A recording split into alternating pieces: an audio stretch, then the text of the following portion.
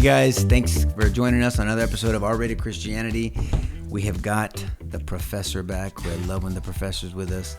We're gonna get in deep. We got Sal. Man, we got the whole crew back, guys. We got the old crew back. This is it's a perfect week to do it. We got Tyler, Charlie with his skinny jeans, Saulo with the new baby not here at home, the professor, George, and myself. And Saulo, even Davi said no red background. Saulo, what Davi gets, Davi wants, Davi gets. It's awesome. And so please, thank you for joining us. We're having a real raw and hopefully leading to a redemptive discussion about topics and issues within the church that many times the big C, the body of Christ, doesn't want to deal with. We do it in a very authentic way. So cover your ears every once in a while. We're never going to violate scripture, but we're just going to be real as we're sitting around a barbecue pit talking, always submitting ourselves to the scripture, making sure that we do our part in training up the body of Christ, like 1 Timothy 4 talks about, and we've gone over the statistics. And so, how you feel, George? Very well. Thank you for asking. Well. It's a Everybody's sincere good. Pleasure. Tyler's back. Tyler, how you feel? To be in such smart. He's got shorts on. They're a little short for company. me. I don't like him. A little high on the knee. I don't like that, Tyler, but it's okay. Saulo's back in here. So, guys, look, we're gonna no, keep him down. We're gonna talk about a topic that I get very passionate about. So I'm gonna need some grace from you guys. This week, if for believers of the Christian worldview and for followers of Jesus Christ, is the week for us. I mean, this is the Passion Week. Yes. It's all about this week. And a lot of people, and I was one of them years ago, couldn't talk about it and didn't understand the significance of it and what that means in your life and why the crucifixion and why the resurrection, and are you sure about the resurrection? What does that mean and what are the implications of your life and why do you believe in the resurrection and all that stuff? Can we prove the resurrection? I think that's a bunch of bullshit. I mean, I used to hear that all the time. I used to think it. I mean, I used to literally think that. And the reason why it's so passionate for me and why I get so passionate about it is I've shared with you guys before on August 15th, 1996, sometime after 2:40 in the morning, I was sitting next to my brother's body after he was taken from us and shot. And I remember distinctly thinking, where's Mike? I mean, you've heard me say this many times, George, where's Mike? I mean, he's not here. I mean, his body's here, but what made him, his spirit, his soul, back then I used to say soul, wasn't there. He was no longer with us. Did I really believe in heaven? I mean, I literally, as I had time with sitting next to his, before I helped load his body on the gurney, I remember thinking, do I believe in heaven? Where is he at? What about this whole resurrection? I mean, I didn't know if I thought about the resurrection exactly that night, but shortly after, I mean, because if the resurrection is true, well, then I'm not sitting there without hope. I'm sitting there in pain. I'm sitting there mourning, like in John 11:35, when they mourned for Lazarus and Mary and Martha. They both had a different perspective of what happened, but I was there confused. I couldn't answer the why. I couldn't ask why I was a Christian. What does that mean in my life? What is the evidence behind it? What implications? I mean, all that was part of my journey, and it all stemmed around. And George and I have talked about this many times over the last decade, literally, and we teach on this. Is why did I believe what I was supposed to believe? I was a Christian. I thought I was Catholic at the time. And so the journey for me was real. This issue was it. Because if the resurrection is not true, I mean, 1 Corinthians 15 says we're full of shit. That's the NLT translation. That is a short summary. But is that to sum it up, George? But it's true. We're false. Our preaching and our talking is in vain. Everything is nothing. Matter of fact, if the resurrection is not true, Jesus is not even a good teacher. He sucks. He's a deceiver. Yes. C.S. Lewis says he's either as crazy as a poached egg or he's the devil himself. And we become deceivers by extension. That's exactly right. So those are some of the implications. Paul actually says that. He says we become guilty of bearing false witness about God. And we dissected this in the men's Bible study this Wednesday over Zoom and Facebook Live in our private group. We dissected 1 Corinthians 15. And so it's appropriate on the podcast tonight because this is a big question. I assure you, and maybe while you're watching now, you might ask yourself, why do I believe the resurrection is true? Is it historical fact? Did it really happen? And if it really happened, what does that mean in my life? And what does that do to the rest of the Bible? And what implication? All these things happen. So, I mean, George, that's been my journey. I mean, I know you have a very different journey, but your journey similarly hinged around the resurrection, like many others, like Lee Strobel and Jim Warner Wallace and other people that I admire and that you respect as well have done that. But that was my personal journey. Would you agree that was the same thing for you? Yeah. As a trained chemist, that's how I was trained to think about everything very empirically, very materially, and so I was frustrated trying to blend that background with trying to be kind of an armchair historian in my early days. And it drove me nuts that we were kind of backing our way into evidence for the resurrection, because nobody was sitting there in a chair, right? We don't have any documentation right from the tomb. But it frustrated me that I didn't have enough in my quiver to be able to argue for what Paul defines as the linchpin of the New Testament. You take that away, you've got a book full of empty pages. Yep, right? A bunch of letters and nothing. Yeah. So I thought, man, this is not acceptable. So I engaged in a years-long journey by the grace of God to find out what all of these categories of evidence are, so that I could come to a place and really say, is it really irrefutable? And after that journey, I'm very pleased to say that it is. Well, think about it, George. Here's the thing that people need to realize. Jesus said that he was going to resurrect bodily, not spiritually. If he makes the claim he's going to resurrect spiritually, well, how the hell do you refute that? It's like, well, what the hell? Yeah, I guess in the spirit world he resurrected, or in his mind, or in your mind, or whatever. It doesn't mean shit. It really doesn't when you put it that way. But he said, I'm bodily going to resurrect. That's very specific. So without the resurrection, everything that he taught, stood for, and tried to persuade people of means nothing. Not forget about after that, but even his ministry as well. And then forget about the Old Testament. Everything's pointing to Jesus. The Messianic prophecies are pointing to Jesus. Isaiah and are pointing to Jesus. This whole storybook, all 66 books, it's about Jesus. And that's what irritates the crap out of me when some pastors, not all, so please hear my heart, are giving sermons and they're not mentioning Jesus. It's all about Jesus. That's it. And the actual, like Paul says, and George reminded us, the linchpin of his ministry, what he stood for, what he taught, and what gave him credibility is the resurrection. And so for me, George, I looked at it very similar than Mr. Warner Wallace, or Jim Warner Wallace, did. He's a former cold case detective. I'm a former prosecutor, defense attorney, current defense attorney. So I study murder scenes for a living. That's what I did. So it's like many times you have to put a scene together and get the evidence, and what is the evidence, and circumstantial evidence versus direct evidence, and we have to put together this case because we have a result, but we don't know how we got to that result. And that's how my mind works. So I just looked at it that way. Okay, let me look at the evidence. And you can't start with the Bible, at least for me. I was pissed off at God after Mike was murdered. So I was like, well, I'm not going to read the Bible. And if you say to some people, because the Bible said so, what if they don't give two craps about the Bible?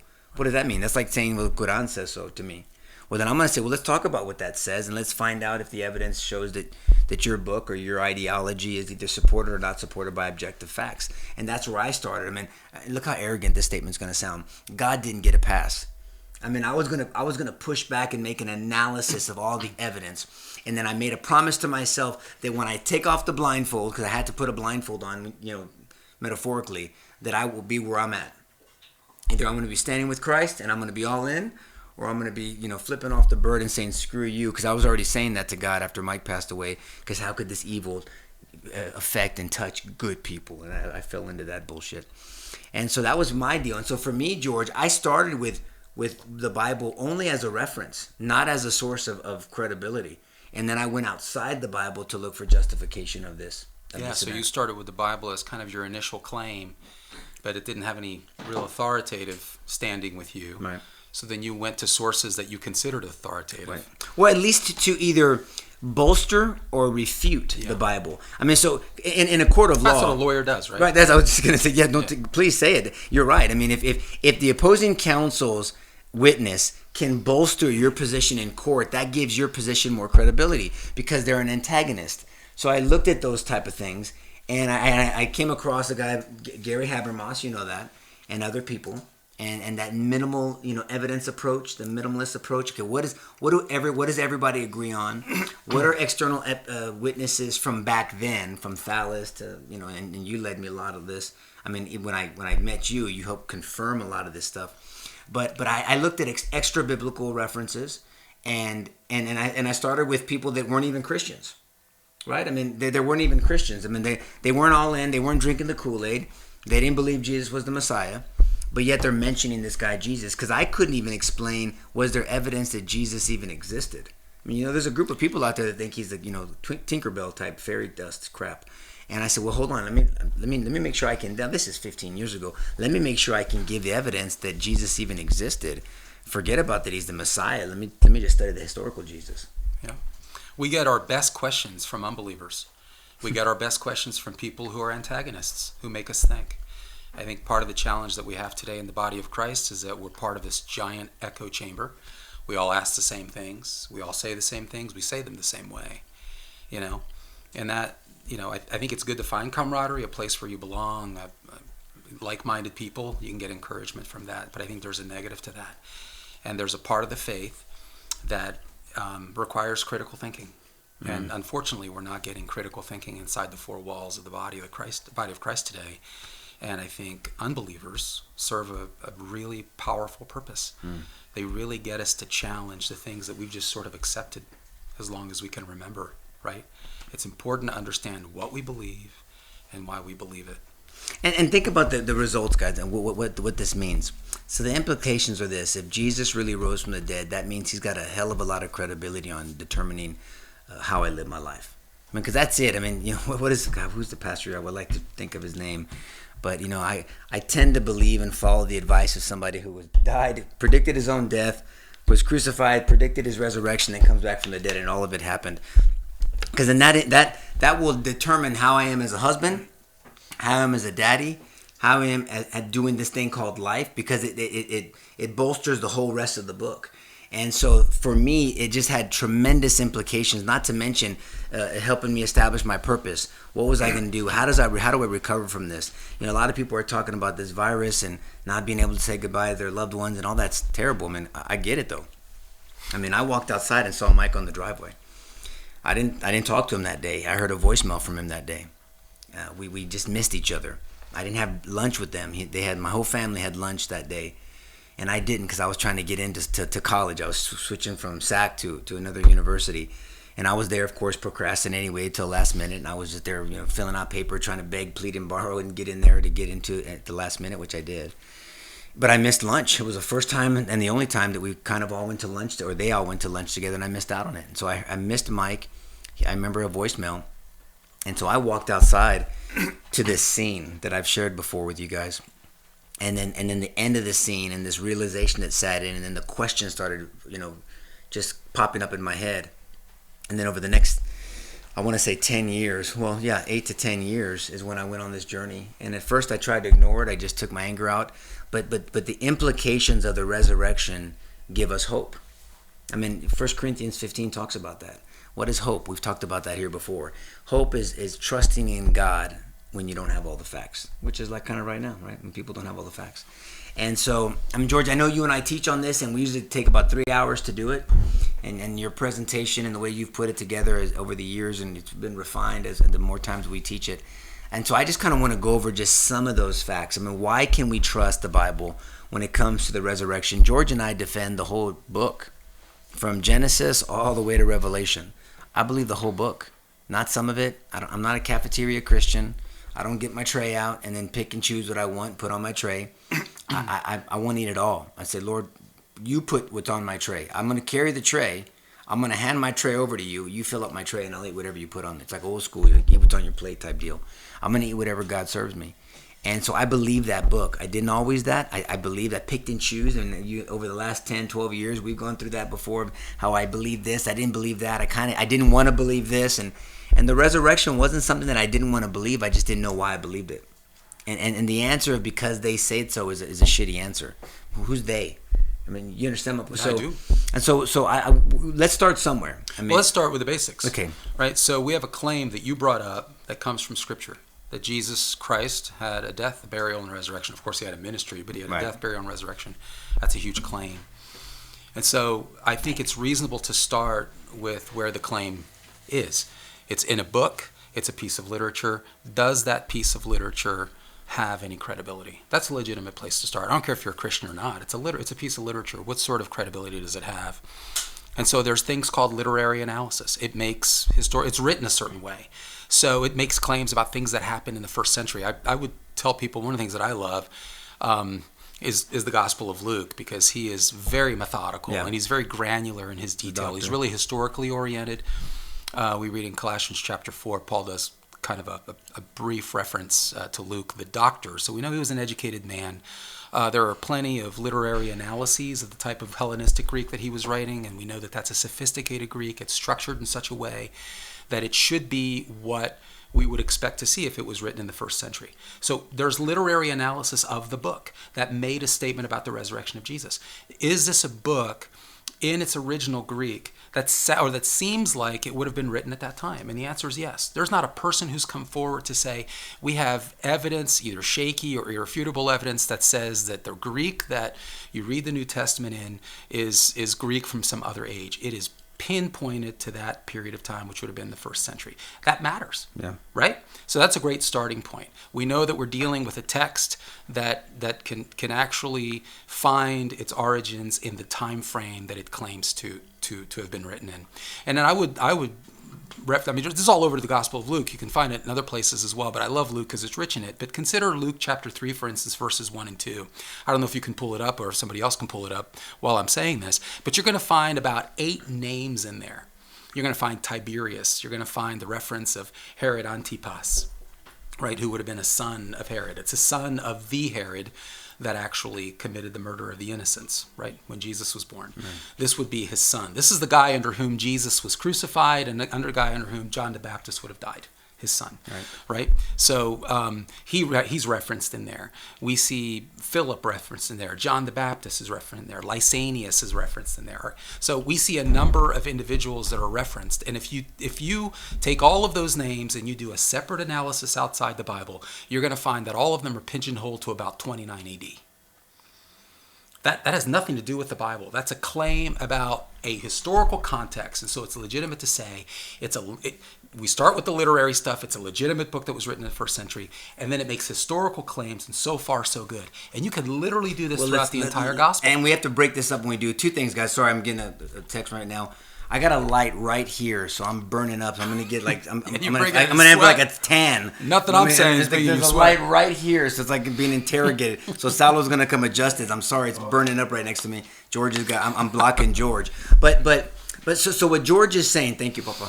What George is saying is that the Bible has history in it. So we have history, objective history that we can test against outside objectively.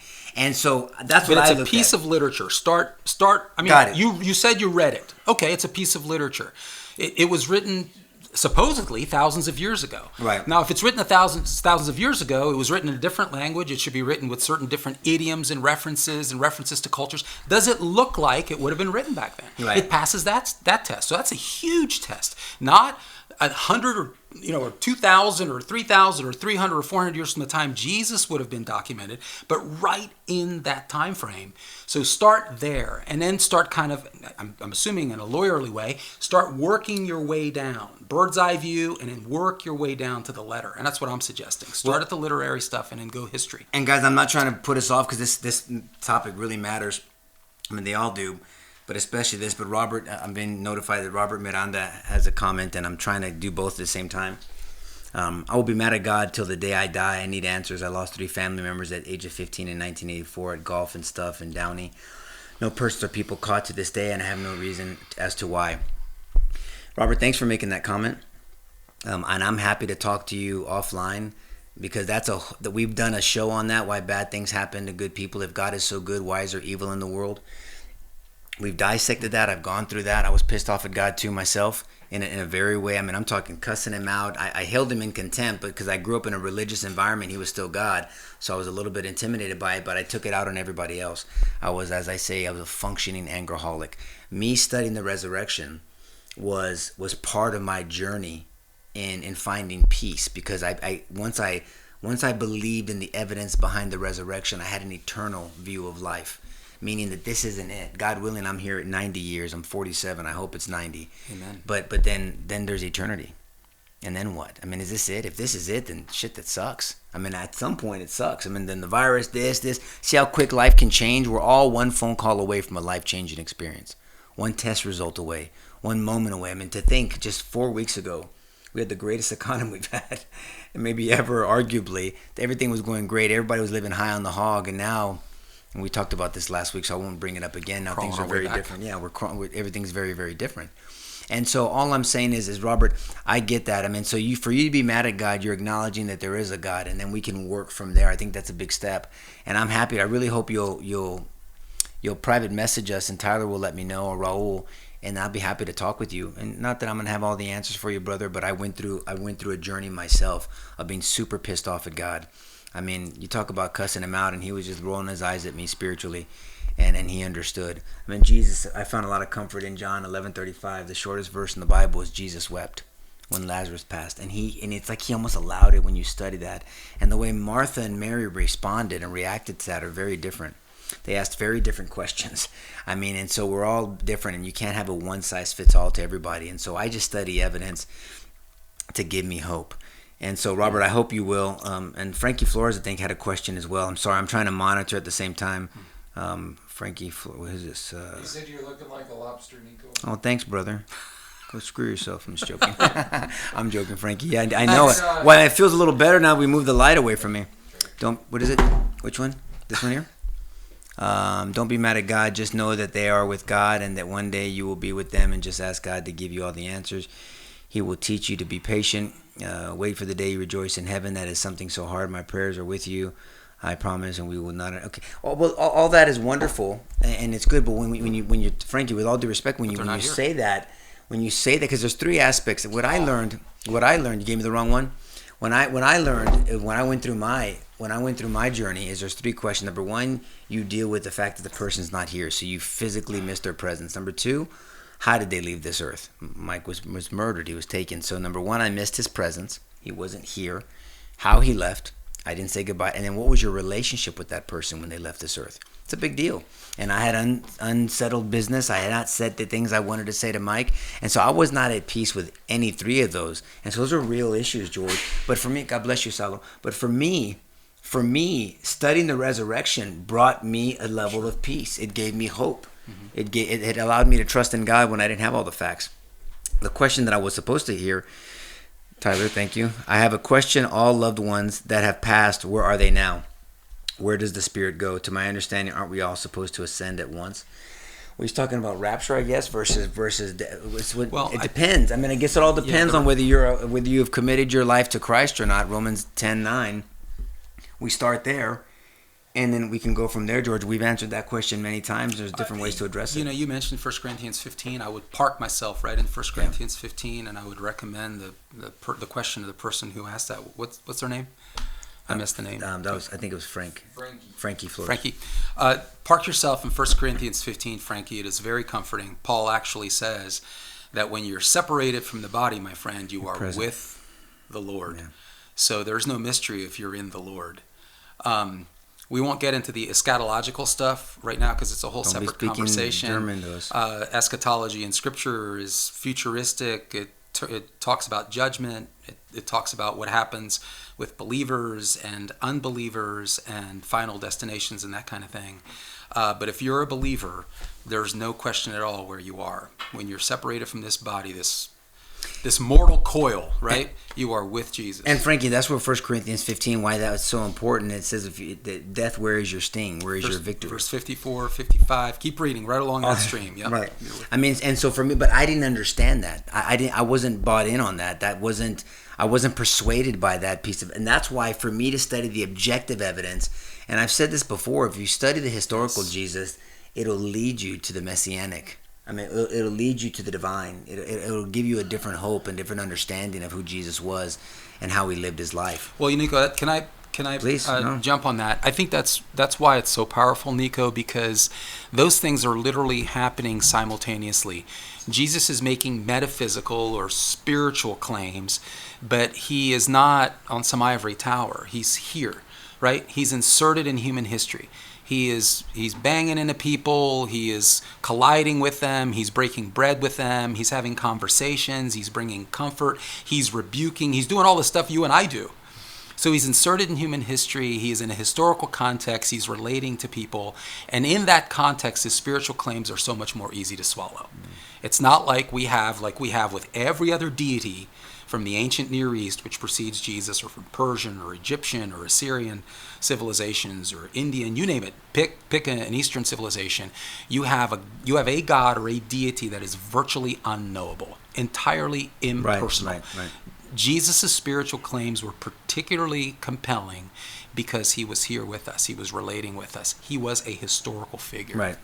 Very well, I powerful. mean, but Martha and Mary responded. So we should very look at the resurrection that way. Well, that's an excellent point. But I really hang out on Martha and Mary. You know, Martha asked a very specific question: if you were here, Christ, that this would not have happened. Mary comes out just distraught, with 4 days removed, and then Jesus just was so moved by her pain that he wept. I mean, he knew he was going to raise him, but he wept. He understands the pain of separation because he allowed himself to experience that. Yes. That's what I love about our Savior, about our King, who we worship and follow, is he allowed himself to experience what we experience. And so when he is saying to not fear and have hope and believe in him and give us encouragement to live eternally, to a kingdom-minded perspective, he's not speaking from ignorance. I mean, I love that he's a do as I say, not do as I did, not do as I say. I love that perspective of Jesus, and we get that from throughout the whole gospel, right? Through his journey. And part of that perspective is a reminder of who he is, right? It's not like you have Jesus and then you have resurrection. Jesus is the resurrection. Right. And he says, I am the resurrection. You mentioned John 11:35. Go back 10 verses to verse 25. I am the resurrection and the life. He that believes in me, though he were dead, yet shall he live. What a claim. What a claim. If Jesus hadn't been here fulfilling all kinds of little things, then the big things would have been really tough to swallow. And so he has this history with them. And so when the resurrection showed up, even though many of them still didn't believe, they sat back and reflected like we would do and say, holy crap, everything he said he would do, he did. He did it, that's right. He raised people from the dead. There were healings. He extended kindness and goodness, right? His word was his deed. Why shouldn't we consider the resurrection? And by the way, where is he? He's not around. That's so right. Anyway. Well, he's not around. That's a big point. So that is a big point. When you look at the minimal facts approach, minimal evidence approach, you say, okay, there was a known crucifixion. That is a historical fact. A first century Jew named Yeshua that was born in his town called Nazareth was executed. No doubt about it. And the Romans were excellent and just experts at crucifixion and murdering people. They were. We have a known tomb. Joseph of Arimathea. He was part of the religious group, the Sanhedrin, that actually convicted and crucified or wanted Jesus crucified. Yeah. And so we have a known tomb. We have an empty tomb. That's and right. then we have these disciples, known historical disciples, these 12 people, that even atheist scholars and historians will say they truly believe they saw the resurrected Christ. Right? And then you have skeptics like Paul, Saul of Tarsus, and James the Just, Jesus, who were antagonists, who were people, non-believers. Paul, Saul was to a great degree, was murdering Christians, became advocates and evangelists and supporters and pushing the Christian movement. I mean, so you look at, those are objective facts that most scholars can hang out and agree on. I'm just going to qualify a little bit one statement that you make. We don't have any scholars that said that they saw the resurrected Christ. What we have is them stating that they believed, stating that there was a crucifixion, and mentioning Pontius Pilate. In other words, the facts that support. You can't have any of that. Prior to, you have to have that prior to the resurrection. So those facts are supported.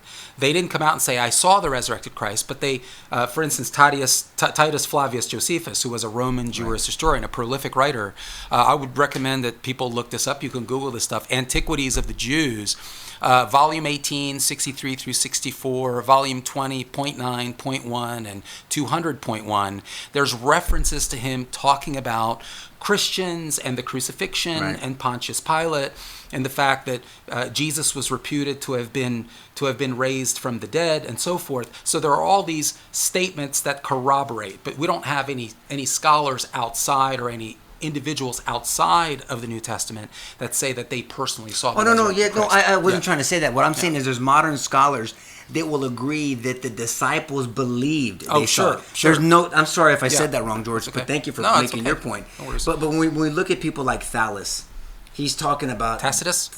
Tacitus, but Thallus. He was another writer and a writer that is talking about the earthquake. This is someone who is referencing the earthquake after Christ's execution and the crucifixion. Then we have Tacitus, and we have Phlegon, and then you have Josephus and Plenor the Younger. I mean, what I'm talking about is non-Christians that at that time, or at least close to the period of time, are referencing Christians, what the message was at the time, or the scandal was that there's this word out there saying that Jesus was resurrected from the dead. Yes. I mean, so there's people talking about this mystery and about this event, and that people saw Christ. I mean, there's people that were making that claim back then. And so that's all I'm saying. I mean, I'm looking at non-Christian writers at the time, and then scholars today that are analyzing those people at the time. Sure. From a historical fact, working my way out, so leading me to the Bible. You mentioned somebody who is outside of. I'm just in the assumption that we've got a bunch of critical thinkers who are listening.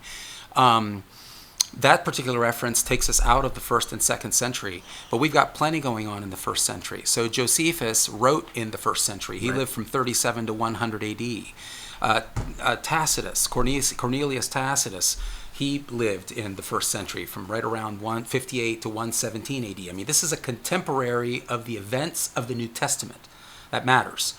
So he's writing about these things. He's writing about Nero's persecution of the Christians. He's writing about an explosion of Christians outside of Jerusalem and Judea into Rome. That's a big deal, right? Because that's exactly what we read in the book of Acts right after the crucifixion of Jesus. Right. So there's all these facts happening in the 1st century. Gaius Suetonius, who's a Roman historian. He's writing, I think he lived from 69 to 122 AD. He wrote a letter and wrote volumes about the history of Claudius, who was an emperor to Claudius. Claudius couldn't stand the Christians, was constantly kicking them out of Rome because they were noisy, he said. They weren't noisy technically. They were doing weird things like worshiping on Sunday, which nobody ever did, right? And people were sort of flocking to the movement of Jesus. He refers to Christus, who's Christ. And so there are all these supporting facts in the 1st and the early half of the 2nd century that are right there, that aren't coming out and saying Jesus Christ was resurrected, but all of what we would expect to happen from something that significant is happening. And so we back into this resurrection. Why the hell would anybody jump on a movement like that under danger of death unless something significant happened? And then, of course, there's other references to the fact that they claim that Jesus was resurrected, which corroborates the biblical claims. I'm just trying, for somebody who's listening in and thinking critically, I want people to understand we're not here to overstate anything. We're not here to say that somebody actually said, who was a Roman or a Greek, that said, I went to the tomb myself and Jesus wasn't there. It's not like that. What we do is we infer to the best explanation. We take all of the evidence, and as a lawyer, you make a conclusion, an inference. Does this make sense? How? Well, it only makes sense if there was something as momentous as a resurrection. Okay, I'll shut up. Well, the bottom line is there's no body, right? So you have an empty tomb. There's no body. If there was a body there, you're going to tell me that they wouldn't have been parading that damn thing around. Because he made the claim that he was going to bodily resurrect. That was a big deal, especially back then. I mean, they were terrified of him. Politically, they were terrified of him. That's right. I mean, Jesus dealt with politics. He dealt with religious people. He dealt with it all the crap back then. I mean, when you and for me, I mean, I'll give you an example what this week means for me. I mean, for years, and I do this every once in a while. After Mike passed, August 14th, leading up, I remember being like, 24 hours from now, things changed in our family forever. 12 hours from now. I didn't even know it, but in 4 more hours, things were going to change. Hey, in 1 more hour. And I remember just leading up to the moment when Mike passed. And I've done that as I got closer to Christ. I do that now. I mean, to think right now. I mean, Thursday, which by 6 o'clock we're into Friday when you're looking at the Jewish calendar, right? And that's another topic. It's Friday now. It's Friday into the Jewish calendar, especially back then too. But when you think about this, you think, okay, just in a matter of hours, Jesus is already in his trial, his very non-due process, illegal trial that he was going through. He's already been picked up technically at about 6 a.m, right? In trial. I mean, but he's in custody probably now. Oh, sure. I mean, he goes before Caiaphas. Sure. He goes to Herod. He goes, I can't find anything wrong with this guy. Send him back. Pilate takes him. He's like, what the hell did this guy do? I mean, talk about dealing with politics. The crowd wanted Jesus. the rulers and the people in charge said, I find nothing wrong with this guy. What do you guys want this guy for? But to think that now, over 2,000 years ago, Christ was already on his journey. He had already been in the garden. He was already in Matthew 26 on his face, just at the point of death, sweating blood, praying, asking Peter, James, and John to stand guard. They're falling asleep like a bunch of dumbasses. And he's praying, and he knows what's coming. He knows what's coming. And to think that he's already in his process of being mistreated and saying, why don't you defend yourself? And he knows what he has to go through for us. I mean, that, to me, that as I played it out over the years leading up to tomorrow morning, because what do we say that the experts think that he was crucified somewhere between 9 a.m. Friday to noon? Crucified 9 o'clock, and then was on the cross for about 6 hours. Right, Yeah. and then so think 3 p.m. about that. So that's coming. So tomorrow morning when you get up and God bless you, when you get up, I mean, over 2,000 years ago, Christ was nailed. I mean, he's nailed through the wrists, and we talk about that in different talks, through the ankle bones, and beaten to the point of not being recognized. I mean, I can't. If you haven't seen The Passion by Mel Gibson of the Christ, please watch it. I mean, many people can't watch it. They think it's too gory, and actually, it wasn't gory enough because Jesus was not recognizable. Yeah, that's Scripture, he wasn't recognizable. So imagine George and I, we're looking, like, man, who the hell's that? He's like, that's that guy Yeshua, that guy that does all those miracles. Yeah. Holy shit, are you serious? Doesn't even look like him. I don't know who that is. All mangled up. Some people think his organs, I think we always talk about, were exposed. He was just shredded. And they said, yeah, that's him. He was in front of Herod, Pilate, Caiaphas. He never left there. They've had him since. Yeah, that's him. Holy shit, man! I don't even look at him. I mean, think of it that way. That he was that beaten to not be recognizable. I mean, think about how bad somebody would have to be beaten to not be recognizable. And then we always put a cloth on Christ. I don't know this for sure, and George can correct me, but he was probably most likely was naked. He was whipped all from his buttocks to his genitals, legs, but they tore into him. Not to be recognizable had a profound effect on me as I was studying the murder scene of Jesus Christ. Whatever would have been the most demeaning possible treatment of Jesus is exactly what the Romans would have prescribed, because that is the history of crucifixion. And you and I have we talked talked a lot about this. If you look at the history of crucifixion, particularly as the Romans practiced it, it wasn't enough to just kill someone on the cross. You had to demean them. You had to shred them. Because crucifixion was reserved for the most egregious of crimes, and most of the time it was crimes against the state. So Rome was not satisfied just killing their enemies. They wanted to absolutely humiliate, they wanted to dissuade their anybody enemies else from doing and to it. demean them, Yeah. to turn them into trash. Yeah. And so it was. This is why it makes sense when you read passages like in Matthew 16. Start, let's say, at verse 15 and read all the way to the end, where Jesus is literally talking about the price of rejection as a result of being associated with him. And he does that in sync with the concept of crucifixion. Because crucifixion isn't just about death. It is about humiliation, right? It is about societal rejection. That's a big deal.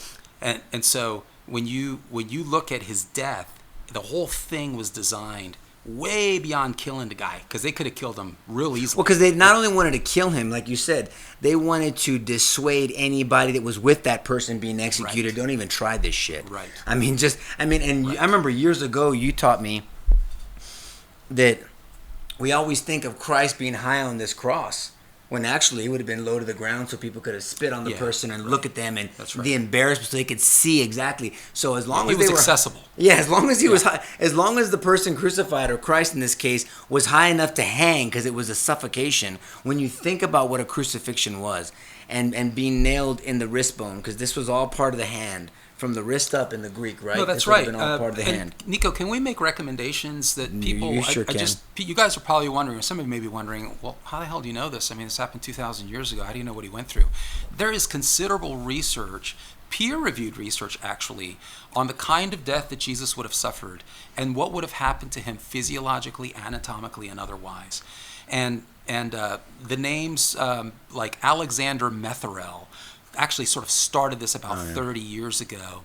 He's a research pathologist, PhD, MD, PhD, I believe from University of California. He's a former I think he was a former pathologist, also from the Heart, Lung, and Blood Center of the NIH. Anyway, this intrigued him, and he delved into this from a research perspective, looked into things like hypovolemic shock, the loss of blood volume, right? I mean, massive blood pressure, the idea of nasty, nasty thirst, which explains passages like Mark 15:23 and Matthew 27:34 of Jesus thirsting, right, and being given vinegar. We won't get into those contents right now. But all of that information, why would Jesus have been thirsty? Well, you'd be really thirsty too if you're losing the majority of your blood, right? So he investigates this, and then this triggered additional research. The Journal of American Medical Association did research. Edwards, Gable, and Hosmer, March 21st, 1986. It's a wonderful piece. Volume 255, I think pages 1455 to 1463. He thinks. I mentioned the pages because when you go to a peer-reviewed journal, you see two things. You see all the hits, all of the people who are reading that research, because there could be others who are trying to reproduce your research. And then there's other people who cite your research to sort of support their own. And since 1986, there have been dozens of articles looking into the physiological and the anatomical impact of the crucifixion of Jesus. And what you saw in the 2004 movie by Gibson, as horrendous as that was, to your point, it really just sort of scratches the surface of the kind of suffering that Jesus went through for our behalf. And I think it would be appropriate this week that if you haven't seen it, or even if you have, to watch it again. I mean, it really, I know it's brutal, but I think it made me appreciate exactly what he went through, knowing that wasn't, it was really worse than that. And when you think about that, when you study the cat of nine tails and the way they whipped him and how it would peel and the tendons and the muscles coming off his body, many thought his organs were exposed. For sure. I mean, the blood from carrying that cross and the thorns. I mean, these weren't just little rose thorns. When you actually study the type of thorns that they made the crown out of to ridicule him, and it being inserted into his skull, it's a completely different idea of just having these little thorns, like rose thorns in his head. Right. I mean, he was being stabbed in the skull, essentially. I mean, and then the beatings and the humiliation. So he's removed. So there's no doubt he was dead. I don't think anybody refutes that. The Romans, and especially the times, they would have made sure he was dead before Pilate would have handed the body over to Joseph of Arimathea. That is correct. They're not just going to say, hey, because there's different theories, guys. The swoon theory, that he just kind of passed out. And so when everybody saw this resurrected Jesus, he was just he just came to. Well, he would have been all jacked up. How could he have walked? He would have been just a bunch of flesh and bones. I mean, it's so stupid. There are two almost equally stupid theories. The first one goes back to 1800. Three guys, Bart, Venturini, and Paulus, who said that when he was thirsty and that they handed him, he rejected it the first time. I think look at Mark 15:23 and Matthew 27:34. Rejects it the first time, accepts it the second time. And so in that sort of liquid, there was some sort of potion that knocked him out, and then Jesus came to later in the tomb, and wouldn't you know it, he was able to sort of move this 2,000-pound stone and find his way out. By the way, we won't get into this right now, but all of the evidence, virtually all of the evidence, is that there wasn't this kind of round stone. Right? And so even if it was a round stone, it's a 2,000-pound freaking stone. But it wasn't that. It was an irregular stone. It would have been wedged. There just would have been no chance of somebody in Jesus' condition actually sort of moving this stone, no matter what the shape was. And then the other one is the Passover plot, unless you want to talk about that. Well, we can touch on it. All I'm saying is, and then well, say it was just you made the statement that nobody would ever question that. The point is, people have actually questioned this stuff, and they were taken seriously. So one was made in around 1800, and then in 1965, the Passover plot was brought up by I think it was Friedrich. What the hell was his name was? I don't know if it was Friedrich Schleiermacher, but it would have passed muster because of where we were as a world and as a nation. But then explain what it is, though, so everybody understands. The Passover plot is essentially what you said. The only difference is we add the ingredients of conspiracy. Jesus actually planned this whole thing out with Lazarus and Joseph of Arimathea, and they actually strategized that he was going to be administered a drug, and they were going to be very clever about it. And then he accidentally died. Right. Well, he's knocked out. Right. He's knocked out, but there was kind of an oh shit moment. Yeah. Like, holy crap, I'm really screwed up. I lost way more blood than I should have lost. I don't think I'm going to make it. Hey, they introduced this. There's an unidentified man, and that unidentified man ends up sort of carrying the torch from there. And this is who you find in the road to Emmaus, for instance. Why they couldn't This recognize is the him. individual who actually appeared to the eyewitnesses. So anyway, the plausibility of this is, of course, ridiculous. I mean, anybody who's given this a serious look has thought, okay, I'm sorry, I don't believe in Jesus. I'm not a Christian, but this is ridiculous. I mean, virtually every conservative and liberal scholar has called it a joke. And then hallucination theory and all. I mean, there's all kinds of theories out there because look, even Islamic belief At the same time, Yeah. everybody's hallucinating at the same time, which it's like saying, hey, remember my dream last night? Well, no, you weren't in my dream last night. That's my dream, not yours. So hallucinations don't happen to mass people. But aside from that being, but that just, I think it goes to the argument that people have to make up stories of why there were so many people at the time that saw this person that was brutally killed. Yeah. I mean, even in the religion of Islam, it's almost like they have to come up with a reason why they saw a resurrected Christ. They believe in the Quran and in their belief, and this is just a fact, that Jesus was never crucified, that it was Judas Iscariot, that they switched him out, and that since you couldn't recognize him, it was Judas, and that Jesus never died, he was never crucified, and so that's why when you saw a resurrected Christ, a qualifier for somebody Please. who's listening in, there are references in the Quran to the crucifixion of Jesus, but they deny his resurrection and they deny his deity. I think 156, 157, Surah 4, 156 that means through chapter. 158. That means chapter. And in sort of chapter 5 as well, I would probably start in verse 19 and work your way through there. So there are claims, but we're not going to get into this now. I know you don't want to get into it now. But one of the major issues that we have, remember how we talked about how the Bible has literary credibility? One of the challenges that the Quran has is that it doesn't have literary credibility. It is loaded with inconsistencies. And I know that if you're a Muslim and you're listening in, you're probably thinking, he's not an Arab, and only, if you read an Arabic translation and you read in Arabic, that's the only way that you could actually do it a fair treatment. You know what? No other book shares that luxury. Right. We don't have the luxury of saying, well, you can't read it because you don't understand Aramaean, or you don't understand Greek and you understand Hebrew, so you can't do a critical scholarly analysis of it. That's ridiculous. No serious scholar is going to say that you can isolate your religious book from criticism. Otherwise, your religious book loses credibility. But that's an attack that usually is launched. And the Quran actually didn't even get penned until at least 200 or 300 years after Muhammad. Right, he died after, right, and after, he, right, and he died in 630, I believe. So I mean, it's way 632. But all that just to say is that there's a not number comparable. of people that are trying to say, okay, that we have to come up with a reason why we see this person that a lot of people claim they saw. And then you have, I mean, think about the disciples. They weren't even there to see him crucified. They scattered in fear. They were holding up and sheltered, and they were afraid of being killed themselves. And then they saw something. Something gave them, as we say, cajones big as church bells, because they all subjected themselves to crucifixion themselves, except John.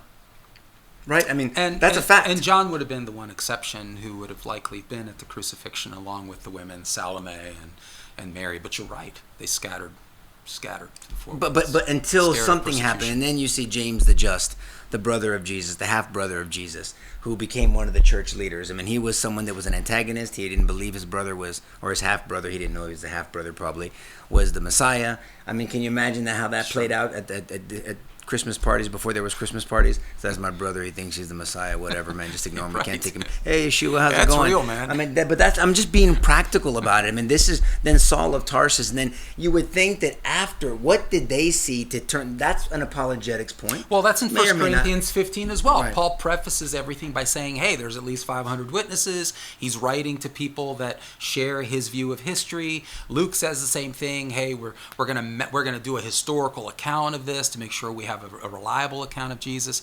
So the point is, there's other people involved in a narrative, and that would have been a really good time to call bullshit. And I would say there is nothing. And if somebody can find me something, please contact Salo and have him send it to me.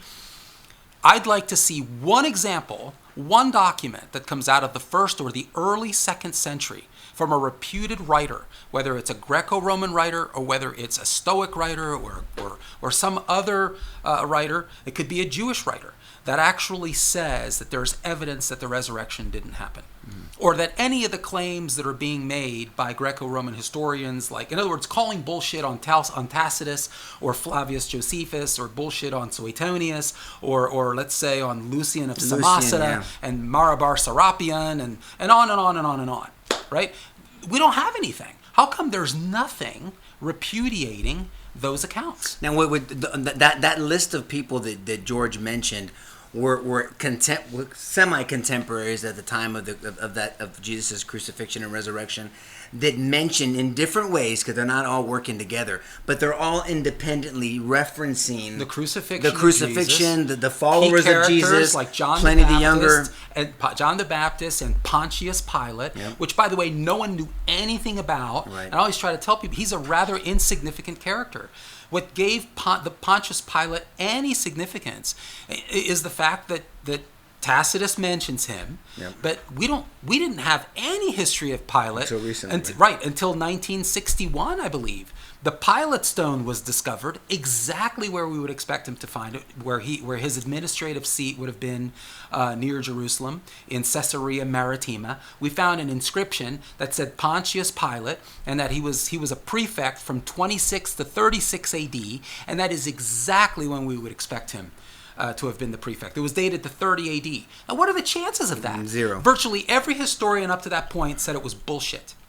Okay? And here this appears out of nowhere. The chances that there would be corroboration like that. So Jesus, the crucifixion, the very thing that Pontius Pilate was trying to wash his hands of, is what made him famous. Go ahead. That's a whole different discussion we have, right? Yeah. I mean, so the bottom line is this journey for me and for George separately and at different times, it all hinged around the resurrection, not just because it's a 1 Corinthians 15 thing. I'm talking about from a practical thing. So what Robert was talking about earlier, after my brother's murder, I needed to have hope. I didn't have hope. Amen. I didn't have hope. That's I didn't right. have hope that this heaven even existed, or what was going to happen, and how would I get there, and would I see my brother again? And because if Jesus conquered the grave and death doesn't have sting, as 1 Corinthians 15 says, well, then maybe that applies to me, because Jesus said it applied to me, by the way. And then if I believed in the resurrection, then when he taught about going to prepare a place for you, then that gave me hope also, because then he prepared a place for anyone who accepts him as their Savior, Romans 10:9. And so I really needed to study the murder scene of the crucifixion, and then, of course, that led to the resurrection. And for me, I kind of worked my way out. So I go from origins to the crucifixion, and I just kind of expanded in my journey that gave me hope, and I started changing my lens. And when I saw the extra biblical evidence that supported the crucifixion and then also the resurrection, because I promise you, the vast majority of Christians can't even tell you that the crucifixion can be historically justified. I couldn't back then. I mean, he asked him, hey, can you prove the crucifixion? Can you even prove, number one, that Jesus lived? Or your book's just a fairy tale? Number two, that he even died? I mean, yeah, right, that's just a legend, the wives' tale, whatever it is, and then forget about your resurrection. I mean, I couldn't answer any of those questions, and I needed to. Now I needed to after my brother left me. So that was my journey that hinged around the crucifixion, the most famous murder scene in the history of mankind. And when I came to the conclusions and I saw the extra biblical evidence, and then I saw the movement, how it expanded, you would think that this should have been a movement ending event. The murder of somebody that was making all these claims, and it exploded. It actually influenced Romans. When you think about the Roman guards and how they were murdering Christians and how Christians would not deny their faith, it actually, you look at historically, it influenced a lot of these Romans. I mean, it fascinates me. I had plenty of oh shit moments during my journey in my faith. I can't believe how practical it is in history. And before all that persecution, they had decades of persecution by religious leaders, because the movement started by expanding into Jewish provinces. And so their conflict would by the church, their own folks, because all of these converts, virtually all of these converts, were former Jews. And so their own kinship, their own brethren were rejecting them, arresting them, and in many cases killing them. And this continued for a while. Rome was virtually out of all of it.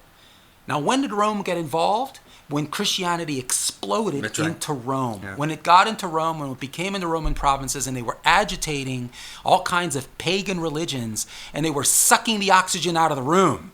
because there was a ton of economics around collecting money from people who worshipped at pagan temples in Corinth and Colossae and Ephesus. I mean, that was big business. Worshipping in prostitution centers, actually. These pagan temples were actually skills and thrills, right? That you get during lunchtime. There was major economics. All of that was being shattered. People were giving their lives to Christ. They were seizing hold of a life of morality. They were doing weird things like worshiping on Sunday. They were doing self-sacrificial things for their neighbors, and it was agitating everything. And so now Rome said, we need to put a stop to this, man. And that's when they started their 200 or so years of persecution. And that is... That's the power of the resurrection. Absolutely. Because what could give people confidence to even face death? When you think about it, when you think of those 12 men, they were 11 because Judas committed suicide.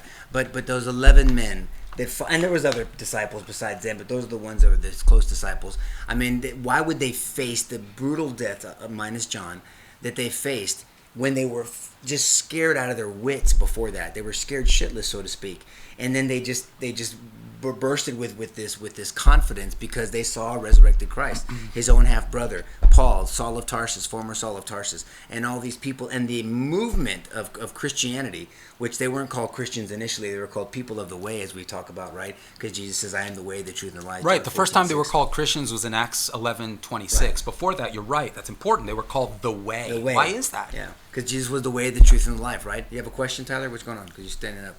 What are you doing over here, guy? This guy's standing up. Rick asked, who is Nico's guest? He's quite impressed and enjoys listening to Don't be impressed, brother. George Arujo.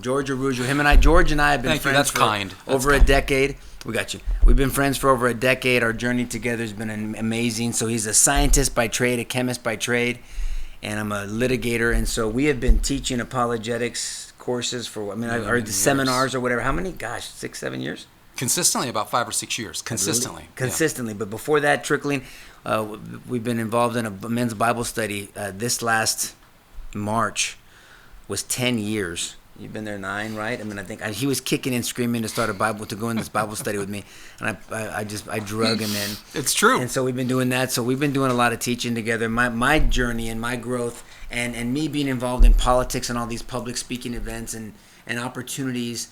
I'll tell you, George has been my Mick when it comes to theological growth.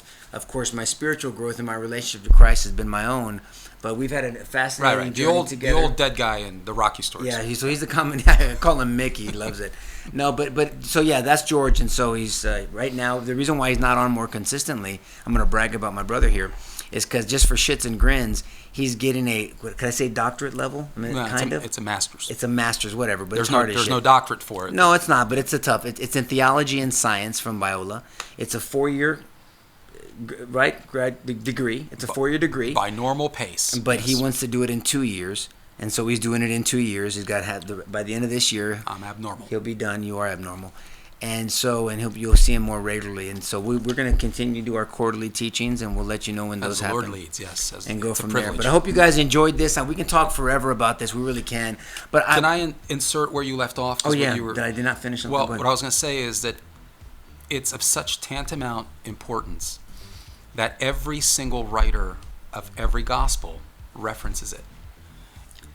And you see it Matthew 27 and 28, the resurrection narrative, Matthew 27 and 28, Mark 15 and 16, Luke 23 and 24, and then John 18 and 19.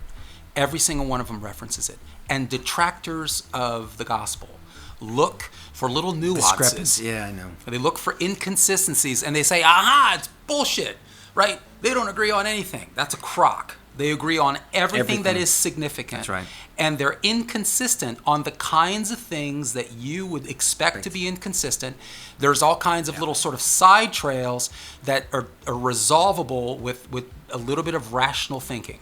Okay? And we dissect this in the seminars that we do, the little inconsistencies. And as a litigator, you would expect that if you had 5 witnesses to an event, that they all would have a little bit of inconsistencies to little details because of their angles, where they were at. Just look at 3 referees for a boxing match, or people judges for a beauty contest. Everyone has a different perspective. That's So, important. It is important. The number of women who showed up, Matthew says 2, Mark says 3, I think Luke says 5, and then John says 1. Bottom line is, we had at least a woman there.